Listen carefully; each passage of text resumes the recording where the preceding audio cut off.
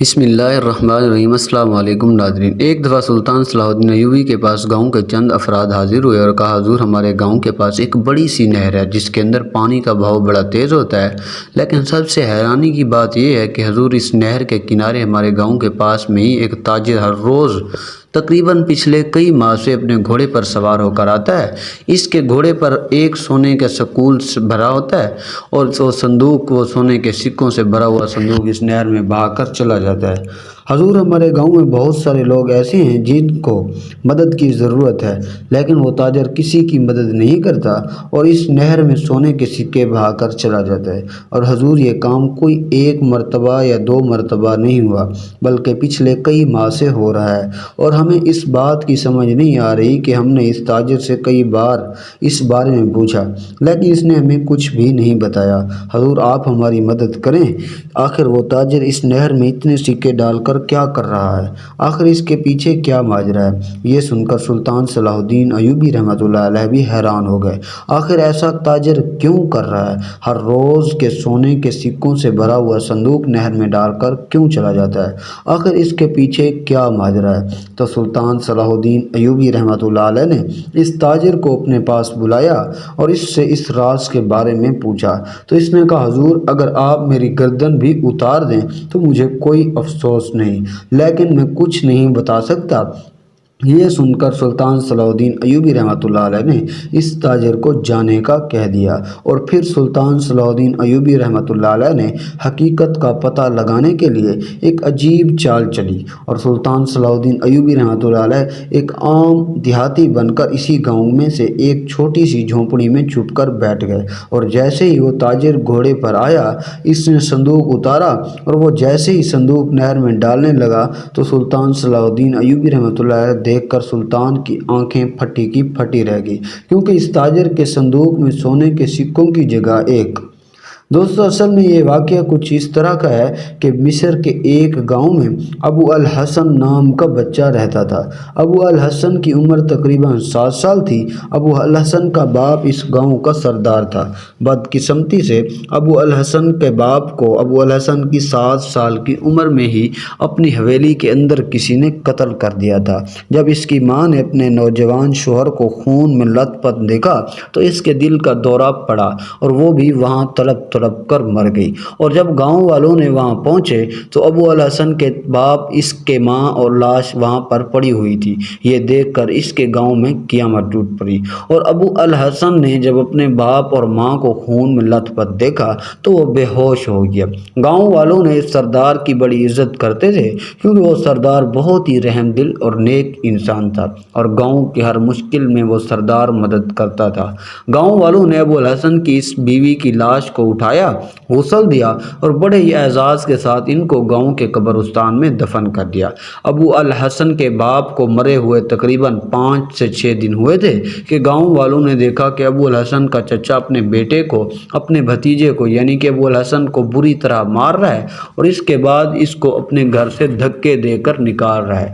جب گاؤں والوں نے ایک سردار کے بیٹے کو چچے کا تشدد بنانا اپنے ہی گھر سے نکال رہا ہے تو گاؤں والوں نے اس کے چچا کو کہا کہ یہ تم کیا کر رہے ہو؟ تم اپنے بھتیجے پر اتنا ظلم نہ کرو، اللہ سے ڈرو، یہ ایک سردار کا بیٹا ہے، جتنا تمہارا اس جائیداد میں حق ہے اتنا ہی اس کے باپ کا حق تھا، اور اتنا ہی ابو الحسن کا حق ہے، تم اس کے ساتھ یہ زیادتی نہیں کر سکتے۔ لیکن اس کے چچا نے کہا، یہ میرا معاملہ ہے، تم اس معاملے میں نہ ہی پڑو تو بہتر ہوگا۔ گاؤں والوں ڈر گئے، کیونکہ ابو الحسن کا چچا اپنے بھائی کی جگہ پر گاؤں کا سردار بن چکا تھا۔ لوگ پہلے ہی ابو الحسن کے چچا کو جانتے تھے کہ وہ بہت ہی بڑا ظالم اور سنگ دل انسان ہے، اور اب اس کے چچا نے ایک سردار ہوتے ہوئے گاؤں والوں کو دھمکی بھی دی تھی۔ گاؤں والے زیادہ بول نہیں سکتے تھے۔ جب اس بات کی خبر گاؤں کے قاضی کو پتہ چلی تو وہ فوراً دوڑتا ہوا آیا۔ اس نے ابو الحسن کے ہاتھ سے پکڑا اور گاؤں کے ایک بڑے سے درخت کے نیچے لے گیا، جہاں سے سارے گاؤں والے بیٹھ کر گاؤں کے متعلق فیصلے کیا کرتے تھے۔ اب گاؤں میں سوچنے لگے کہ ابو الحسن کو کسی किसी के पास भेजा जाए, क्योंकि अगर अबू अल हसन को हमने ऐसे ही छोड़ दिया तो अबू अल हसन जो कि 7 साल की उम्र का है, ये किसी न किसी ऐसे इंसान के हाथ में लग जाएगा जो या तो अबू अल हसन को किसी बाज़ार में बेच देगा या फिर अपना ग़ुलाम बनकर रख लेगा। लिहाजा अब अबू हसन ने के बाप को एहसान नहीं भूल सकते थे, लिहाजा हम अबू अल हसन को किसी ऐसे गांव के सुलझे हुए आदमी के पास हवाले कर दें जो अबू अल हसन की अच्छी परवरिश कर सके, अबू अल हसन को अब वो सहूलियात वो चीज़ें दे सके जो अबू अल हसन पहले 7 साल की उम्र तक हासिल करता रहा है, ताकि इसको बाप की कमी महसूस ना हो। ये देखकर सारे गांव वालों हैरान और परेशान हो गए, क्योंकि इस गांव में कोई ऐसा आदमी नहीं था जो अबू अल हसन की वो ज़रूरियात पूरी कर सके जो इसका बाप पूरी करता था, क्योंकि वो एक सरदार का बेटा था, इसकी ज़रूरियात भी बड़ी थी। लेकिन 7 साल की उम्र में अबू अल हसन ये बात भी समझ चुका था कि इसकी ज़िंदगी बहुत बड़ी मुश्किल होने वाली है। अबू अल हसन गाँव वालों की गुफ्तगू सुन रहा था और एक कोने में बैठा रहा, परेशानी की हालत में खुद को इतना कमज़ोर महसूस कर रहा था। सारे गांव वाले आपस में मशवरा कर रहे थे अब क्या किया जाए। तो इतने में एक लोहार जो कि इसी ही गांव में रहता था वो बोल उठा और कहा कि छोटा मुंह और बड़ी बात, लेकिन ए गांव वालों, तुम जानते हो कि मैंने बड़ी ही पसंद की शादी की थी, लेकिन मैं अपनी बीवी से बहुत मोहब्बत करता हूँ। हमारी शादी को 10 साल हो गए हैं, लेकिन अभी तक हमें कोई औलाद नहीं हुई। मैं अपनी बीवी को बहुत समझाता हूँ कि अल्लाह ताला जल्द ही सही देर से ही हमें औलाद से ज़रूर नवाजेगा, लेकिन मेरी बीवी बस यही कहती है कि हमारी किस्मत में औलाद लिखी नहीं हुई, और इसी परेशानी की हालत में वो खुद को बहुत नुकसान पहुँचा रही है और दिन ब दिन कमज़ोर और बीमार होती जा रही है। मुझे डर है कि कहीं मेरी बीवी एक दिन मुझे छोड़ कर न चली जाए। हजूर, पहले ही मुझे औलाद का गम है और अब अगर मेरी बीवी मुझे छोड़कर चली गई तो मैं तो जीते जी मर जाऊंगा। गांव वालों ने कहा कि तुम सीधी सीधी बात बताओ, आखिर क्या कहना चाहते हो। इतने में इस लोहार ने कहा, हजूर, मैं अबू अल हसन को अपना बेटा बनाकर अपने घर में ले जाना चाहता हूँ। ये सुनकर सारे गांव वाले हैरानी के साथ लोहार को देखने लगे। तो लोहार ने कहा, मैं जानता हूँ मेरी औकात नहीं मैं एक सरदार के बेटे की परवरिश कर सकूँ, लेकिन मुझे अपना खून भी बेचना पड़ा, मुझे अपने जिस्म का गोश्त भी बेचना पड़ा, तो मैं बेच कर अबू अल हसन की तमाम ज़रूरियात को पूरा करूँगा। तो गाँव वालों ने कहा, हम अबू अल हसन को इस तरह तेरे हवाले नहीं कर सकते। हम अबू अल हसन से पहले पूछेंगे वो गांव के किस आदमी के पास रहना पसंद करेगा। जब अबू अल हसन से पूछा गया कि बेटा, तुम जानते हो कि तेरा बाप इस दुनिया में नहीं रहा और तेरे चचा ने तुझे तशद्दुद का निशाना बनाकर अपनी ही हवेली से निकाल दिया। अब तेरे पास एक ही रास्ता है कि तुम गाँव के किसी आदमी के पास चले जाओ, वो तुम्हें अपना बेटा बनाकर रखेगा और तुम अपनी बाकी की ज़िंदगी हम गाँव वालों के साथ ही गुजारोगे। तो ये सुनकर अबू अल हसन ने कहा कि ख्वाहिश तो वो करता है कि जिसके पास कुछ हो, अब मेरे पास क्या है। मैं ख्वाहिश करूं मैं किसके पास रहूं और किसके पास नहीं रहूं। अगर तुम मुझे इस वक्त अगर एक झोंपड़ी में भी रहने के लिए कह दो तो मैं खुशी खुशी रहने के लिए तैयार हो जाऊंगा। ये सुनकर गांव वाले बड़े परेशान हो गए, क्योंकि अबू अल हसन की बातें गांव वालों को बहुत तकलीफ़ पहुंचा रही थी।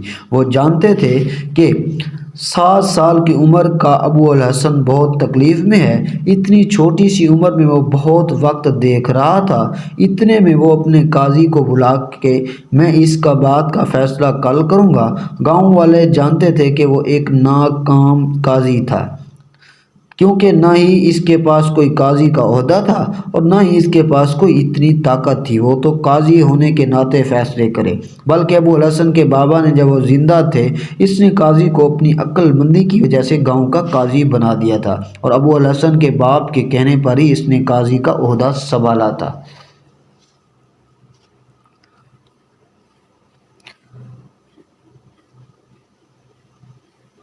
फैसला करते हुए इसलिए गांव को अब कहा کر بلاتے ہیں اس کی بڑی عزت کرتے تھے۔ قاضی صاحب نے کہا اس بات کا فیصلہ کل ہوگا کیونکہ ابو الحسن کی زندگی کا سوال ہے۔ یہ نہ ہو کہ قیامت والے دن ابو الحسن کا باپ میرے گریبان سے پکڑ لے اور کہے کہ کیا تو نے میرے احسانوں کا بدلہ اسی طرح چکایا؟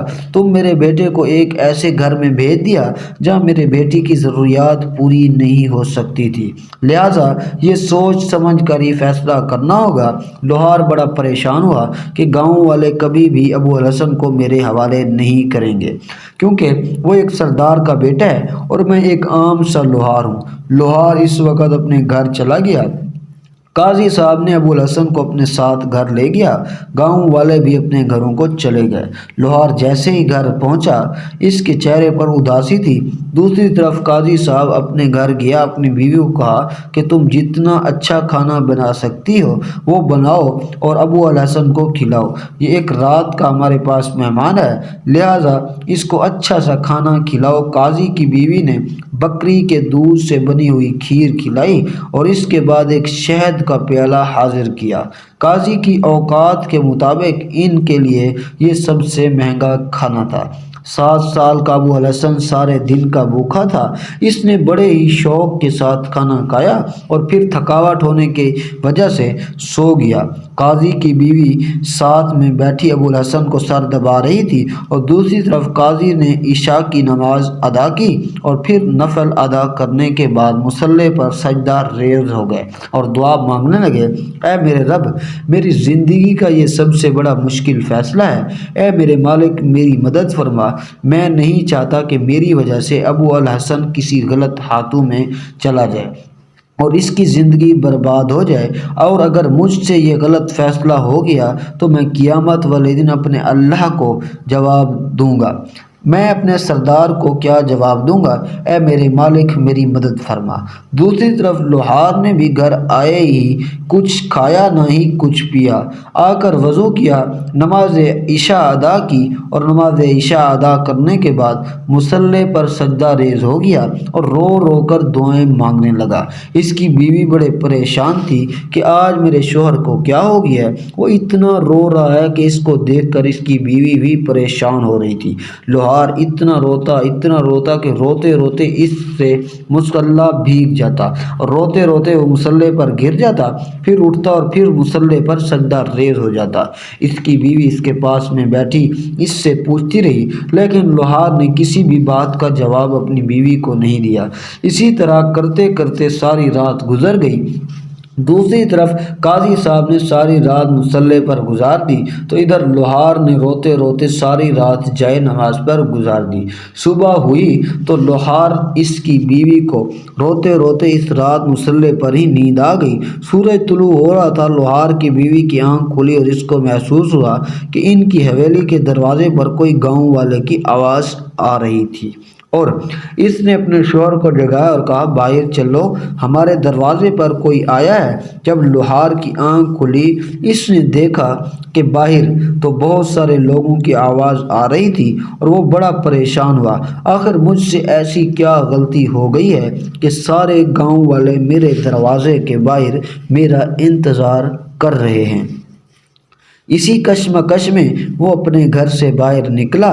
جیسے اس نے دروازہ کھولا، قاضی صاحب اپنے ہاتھ سے ابو الحسن کا ہاتھ نکال کر لوہار کے ہاتھ میں دے دیا۔ یہ دیکھ کر لوہار نے کہا، قاضی صاحب، آپ نے فیصلہ کیا، ابو الحسن کا ہاتھ میرے ہاتھ میں کیوں دے رہے ہیں؟ کیا مذاق ہے؟ یہ سن کر قاضی صاحب نے کہا، میرا فیصلہ نہیں، یہ میرے رب کا فیصلہ ہے۔ ابو الحسن نے آپ کے پاس رہے۔ یہ سن کر لوہار نے کہا، حضور آپ یہ کیا کہہ رہے ہیں؟ اتنے میں قاضی صاحب نے کہا، اے خوش نصیب آدمی، جس طرح تم ساری رات مصلی پر رو رو کر ابو الحسن کو اپنا بیٹا بنانے کے لیے دعائیں مانگتے رہے، میں اپنے رب سے ابو الحسن کو مانگتے رہے، اسی طرح میں بھی ساری رات مصلی پر رو رو کر ابو الحسن کی دعائیں مانگتا رہا۔ روتے روتے تھکاوٹ کی وجہ سے مجھے نیند آ گئی تو میں رات کو خواب میں دیکھتا ہوں کہ لوہار تو مصلی پر سجدہ ریز ہو کر دعا مانگ رہا تھا اور اپنے رب سے ابو الحسن کو مانگ رہا تھا اور یہ سب منظر دیکھ رہا تھا۔ اتنے میں اچانک تمہارے سامنے سے بہت زیادہ تیز روشنی نکلی، میں ڈر گیا اور اتنی روشنی میں ایک درویش ظاہر ہوا اور اس نے آپ کے پاس آیا اور آپ کو جائے نماز سے اٹھایا، میرے قریب لے آیا۔ میں خوف کے مارے یہ سارا منظر دیکھ رہا تھا۔ اتنے میں اس درویش آدمی نے میرے ہاتھ سے ابو الحسن کا ہاتھ لیا اور آپ کے ہاتھ میں دے دیا۔ اس درویش کے چہرے سے نور نکل رہا تھا، اس کے ہاتھ اتنے سفید تھے کہ جیسے دودھ ہو، اس کے ہاتھ بہت نرم تھے۔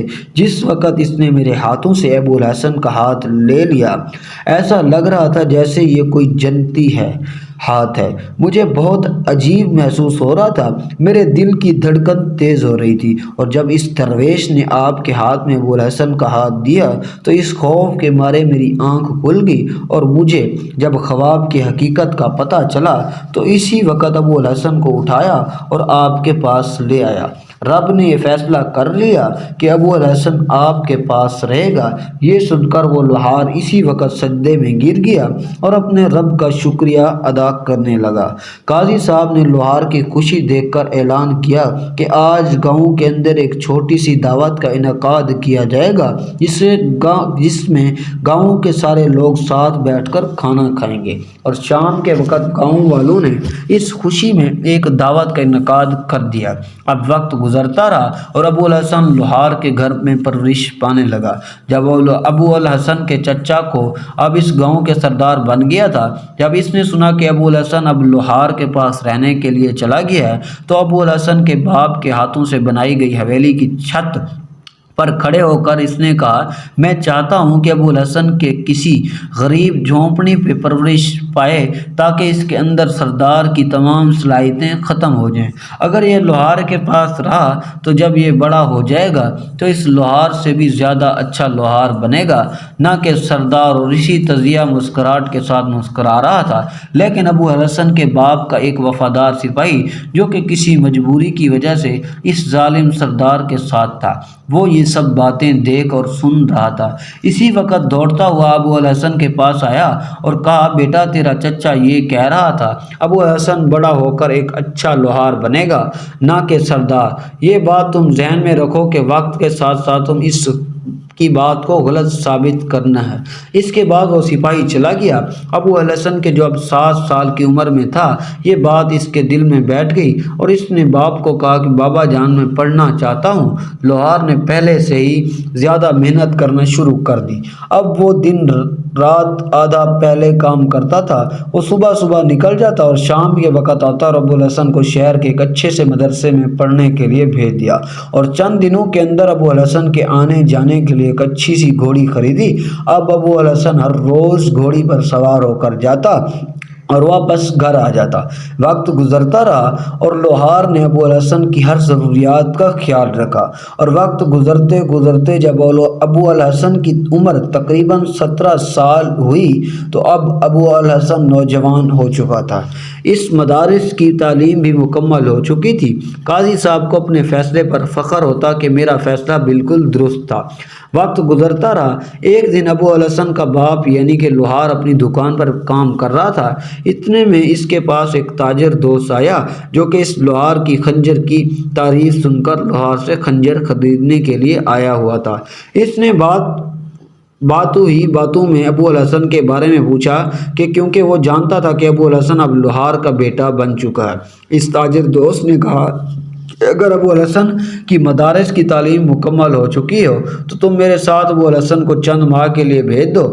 میں ابو الحسن کو تجارت کے ہر طریقے سکھا دوں گا، اور جب یہ مکمل کام سیکھ جائے گا تو پھر یہ اچھا سا تاجر بن جائے گا اور چند ہی سالوں میں یہ اپنی قسمت بدل ڈالے گا۔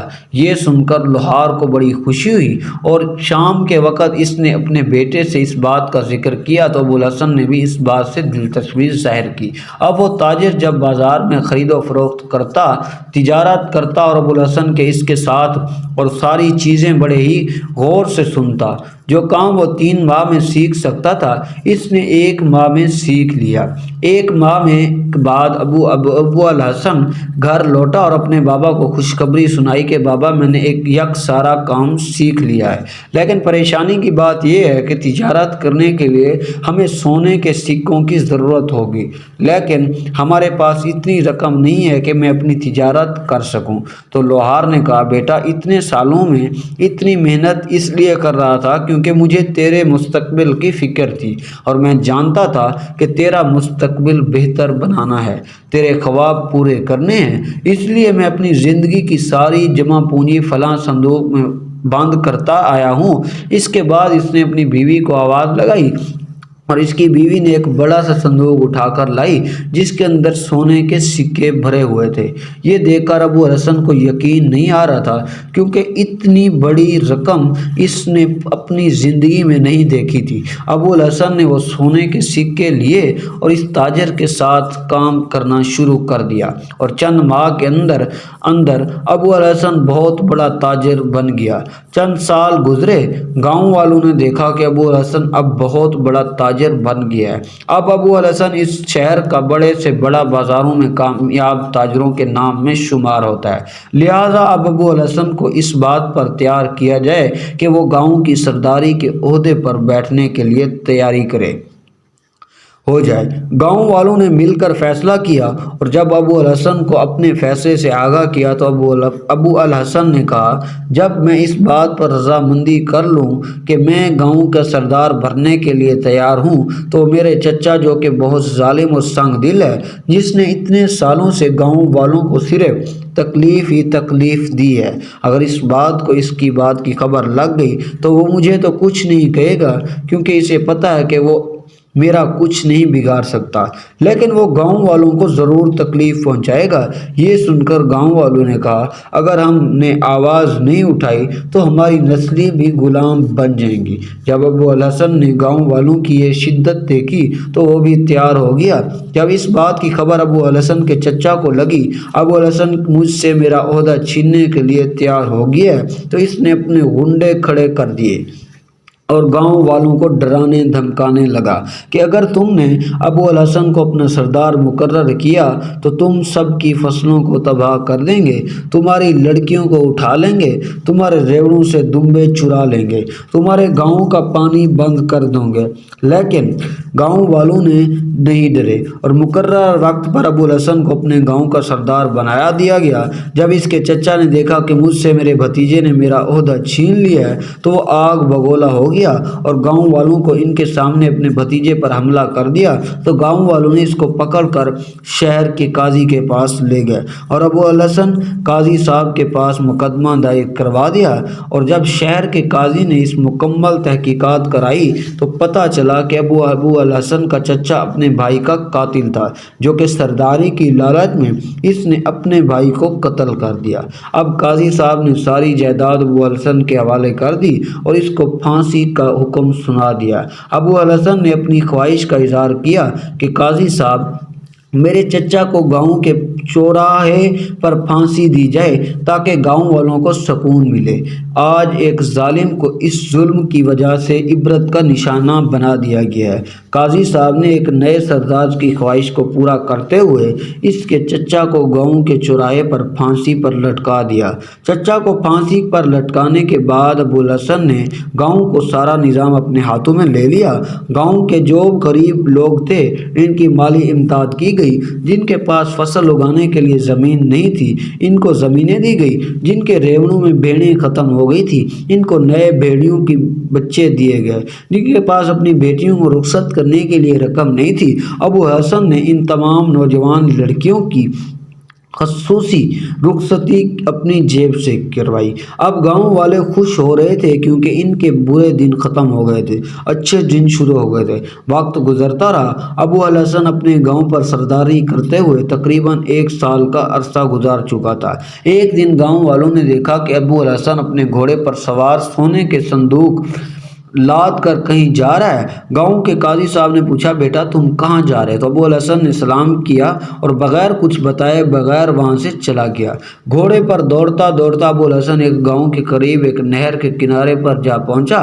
جب نہر کے کنارے آباد گاؤں والوں نے ایک نوجوان کو اپنے گھوڑے پر دیکھا تو وہ اس کے پاس آئے اور دور سے آ کر دیکھ کر کھڑے ہو گئے، کیونکہ ابو الحسن اپنے گھوڑے سے سونے کا صندوق نکالا اور اس نہر میں سکے بہانا شروع کر دیے۔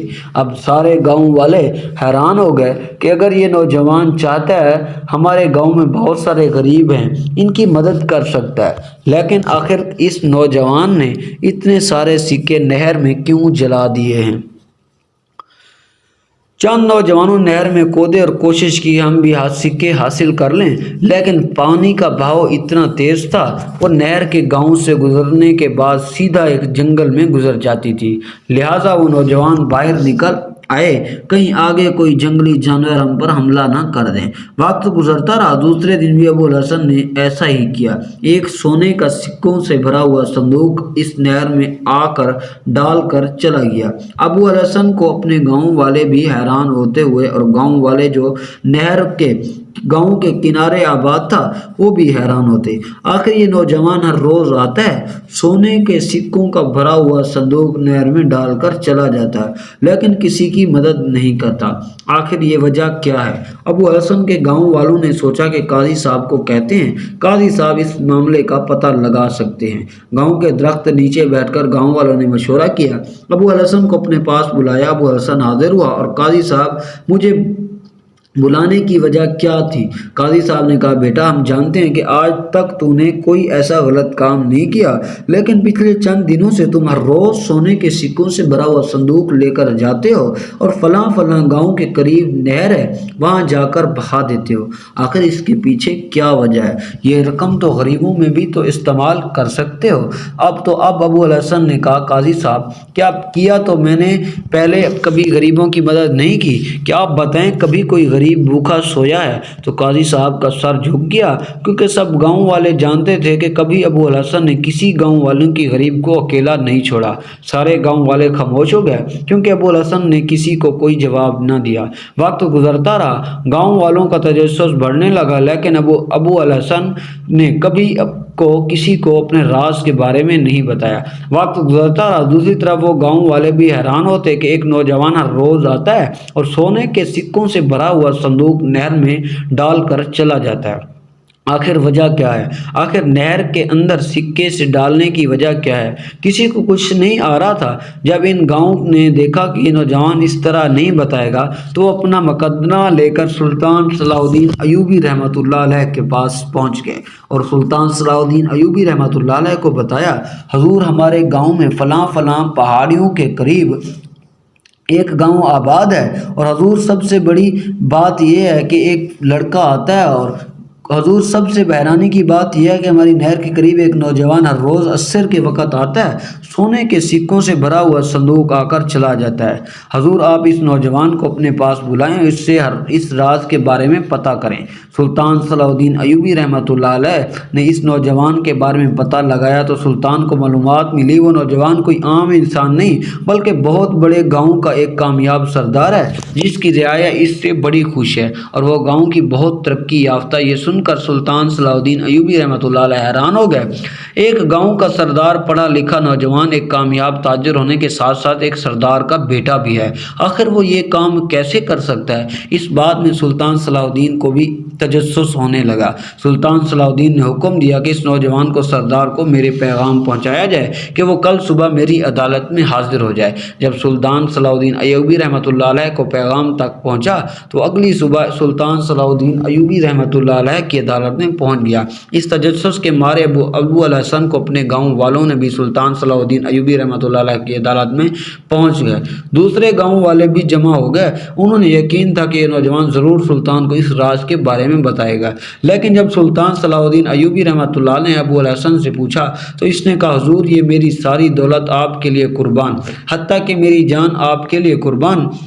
ہے، لیکن حضور یہ میرا اور میرے رب کے درمیان ایک راز ہے اور میں اس راز کے بارے میں کسی کو نہیں بتا سکتا۔ تو سلطان نے کہا کہ سردار، تم جانتے ہو کہ تم ایک سردار کے بیٹے ہو، اور ایک سردار ہو کر تم اس طرح کرتے رہے تو تیرے لوگ تجھ سے خفا ہو جائیں گے، اور ہو سکتا ہے آنے والے وقت میں کچھ لوگ تیرے مخالف بغاوت کرنے لگ جائیں، اس سے تیرے گاؤں میں بدامنی ہوگی، لہٰذا تم اس بارے میں لوگوں کو بتا دو۔ آخر اس کے پیچھے وجہ کیا ہے؟ تم ہر روز سونوں سے بھرا ہوا، سکوں سے بھرا ہوا صندوق آخر اس نہر میں کیوں ڈالتے ہو؟ اس نے کہا، حضور یہ ایک راز ہے، اس راز کے بارے میں کسی کو نہیں بتا سکتا۔ سلطان صلاح الدین ایوبی رحمۃ اللہ علیہ سمجھ چکے تھے اگر اس نوجوان کو پھانسی پر بھی چڑھا دیا جائے تو یہ کبھی بھی نہیں بتائے گا، لہٰذا سلطان صلاح الدین ایوبی رحمۃ اللہ علیہ نے ابو الحسن کو بڑی ہی عزت کے ساتھ رخصت کر دیا، لیکن یہ بات سلطان کے دماغ میں بیٹھ چکی تھی کہ اس کے پیچھے بہت بڑا راز ہے۔ سلطان صلاح الدین ایوبی رحمۃ اللہ علیہ علی بن سفیان کو اپنے پاس بلایا اور کہا، اے علی، اس راز سے پردہ اٹھانے کے لیے ہمیں ضرور حقیقت کا علم ہونا چاہیے۔ سلطان صلاح الدین ایوبی رحمۃ اللہ علیہ نے علی بن سفیان کو کہا کہ اگر اس حقیقت سے پردہ اٹھانا ہے تو ہمیں اس گاؤں میں جانا ہوگا اور اس نہر کا جا کر معائنہ کرنا ہوگا۔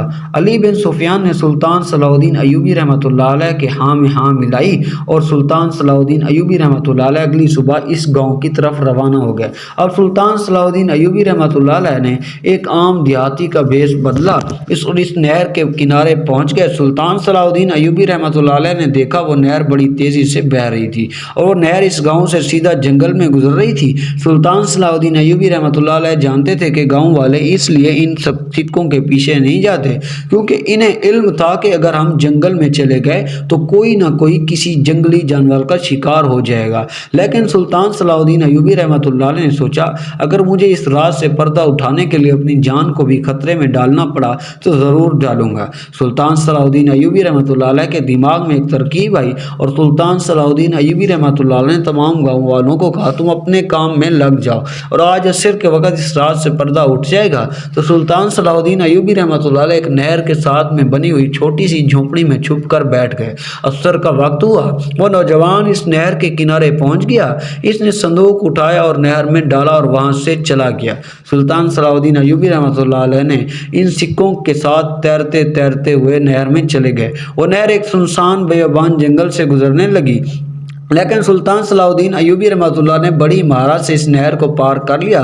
اس نہر کو پار کرنے کے بعد سلطان صلاح الدین ایوبی رحمۃ اللہ علیہ نے دیکھا آبادی نظر آ رہی ہے۔ سلطان صلاح الدین ایوبی رحمۃ اللہ علیہ نہر سے نکل کر آئے تھے، نہر کے کنارے چلتے چلتے ایک گاؤں میں جا پہنچے۔ جب سلطان صلاح الدین ایوبی رحمۃ اللہ علیہ پہنچے تو دیکھ کر سلطان صلاح الدین ایوبی رحمۃ اللہ علیہ کے پیروں تلے زمین نکل گئی، کیونکہ سلطان صلاح الدین ایوبی رحمۃ اللہ نے دیکھا کہ وہ سارے گاؤں والے، جو کہ ایک بہت خستہ حال پرانا گاؤں ہے جہاں کئی سالوں سے ایسا لگ رہا تھا کہ خاکتاب پڑا ہوا ہے، جب سلطان نے دیکھا وہ سارے گاؤں والے اس نہر کے آگے جال لگا کر سونے کی سکوں کو نکال کر ایک جگہ اکٹھے کر رہے ہیں، یہ سن کر سلطان بڑا حیران ہو گیا۔ آخر نوجوان سکے کیوں ڈال رہا تھا؟ اس کو کیسے پتا چلا کہ اس نہر میں سونا بہہ کر آ رہا ہے؟ یہ سکے نکال کر کہاں کرتے ہیں؟ سلطان یہ سب چھپ چھپ کر دیکھنے لگے۔ جب ان گاؤں والوں نے سارے سکے نکالے تو ان کو اندازہ ہو گیا کہ سارے سکے نکال لیے گئے ہیں، تو انہوں نے وہ صندوق اٹھایا اور ایک بازار کے اندر گئے اور وہاں سے سونے کے سکوں سے بھرے ہوئے صندوق سے روٹیاں اور سالن خریدا اور پورے گاؤں میں بانٹ دیا۔ اور سلطان صلاح الدین ایوبی رحمۃ اللہ علیہ نے دیکھا ہر گھر کے اندر بچے، بوڑھے، خواتین بیٹھ کر کھانا کھا رہے ہیں، حتیٰ کہ سلطان صلاح الدین ایوبی کو بھی مہمان سمجھ کر ان گاؤں والوں نے ان سکوں سے خریدے ہوئے کھانے سے کھانا کھلایا۔ یہ دیکھ کر سلطان صلاح الدین ایوبی رحمۃ اللہ علیہ کو سمجھ نہیں آ رہی تھی کہ آخر یہ ماجرا کیا ہے۔ سلطان صلاح الدین ایوبی رحمۃ اللہ علیہ تجسس کے مارے اس گاؤں کے ایک بزرگ سے پوچھا، بابا جان آخر یہ کیا ماجرا ہے کہ آپ گاؤں میں کوئی لوگ کام نہیں کرتے؟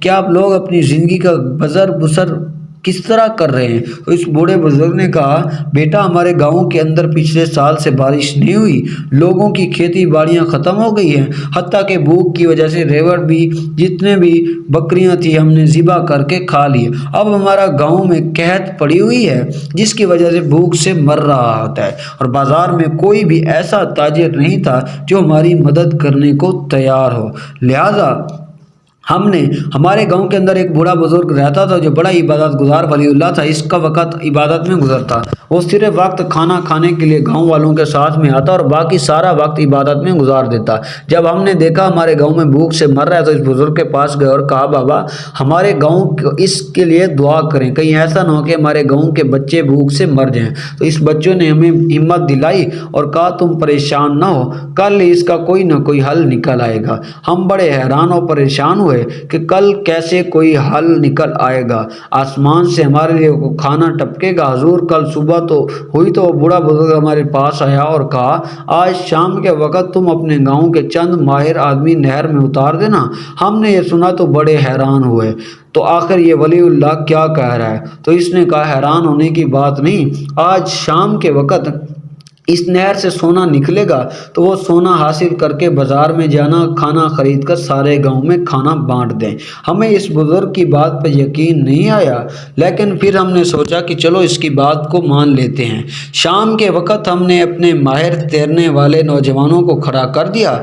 जैसे ही शाम का वक्त हुआ तो उन्होंने इससे सोने तो का सिक्के बहकर आ रहे हैं। हम बड़े हैरान हो गए और हमने आगे से जाल लगा और हमने सिक्के हासिल करना शुरू कर दिए। जैसे जैसे सिक्के आते गए हम इस जाल से इसको इकट्ठा करते गए और जब सारे सिक्के इकट्ठे हो गए तो हमने एक को निकाला और संदूक में डाला और इस वलीउल्लाह के पास गए। तो इसने कहा, मैं तुम्हें कहा था कि आज तुम्हारी रोटी का बंदोबस्त हो जाएगा। हम बड़े खुश हुए और बाजार में गए, इन सारे सिक्कों का खाना खरीदा और पूरे गांव के अंदर बांट दिया। पहले लोग एक दिन खाना खाते और फिर भूखे सो जाते, लेकिन इस रात के सारे गांव वालों ने पेट भरकर खाना खाया और इसके लिए वलीउल्लाह बुजुर्गों की दुआएं देने लगे। लेकिन हम नहीं जानते आखिर इसके पीछे क्या माजरा है, आखिर ये सिक्के कहाँ से आते हैं। हम तो ये समझते हैं कि ये कुदरत की तरफ से हमारे लिए कोई तोहफा है। ये सुनकर सुल्तान सलाहुद्दीन अय्यूबी रहमतुल्लाह ने कहा, इसके पीछे बहुत बड़ा राज है और हमें एक न एक दिन ज़रूर पता चल जाएगा। सुल्तान सलाहुद्दीन अय्यूबी रहमतुल्लाह ने अपनी वापसी का सफ़र शुरू किया और सीधा अपने सरदार के पास पहुंचकर कहा, जिसको राज तुम बहुत छुपाया, आज इस राज का पता लगा लिया, लेकिन आखिर तुम बताओगे कि पैसे पता चला गांव में लोग मर रहे हैं, तो अगर तुम नहर के अंदर सोने के सिक्के डालोगे तो वो ज़रूर इन तक पहुंच जाएंगे और इनसे इनकी भूख मिट जाएगी। तो वो ये सुनकर नौजवान बड़ा हैरान हो गया, आखिर सुल्तान को कैसे पता चला। लेकिन वो सुल्तान की बहादुरी के बारे में जानता था। वो जानता था कि इस नहर को पार कर कर सुल्तान सलाहुद्दीन अय्यूबी रहमतुल्लाह अलैह ही कर सकता है। लिहाजा इसने कहा, हुजूर जब आपको इस राज का पता चल गया है तो अब मैं सारे गाँव वालों के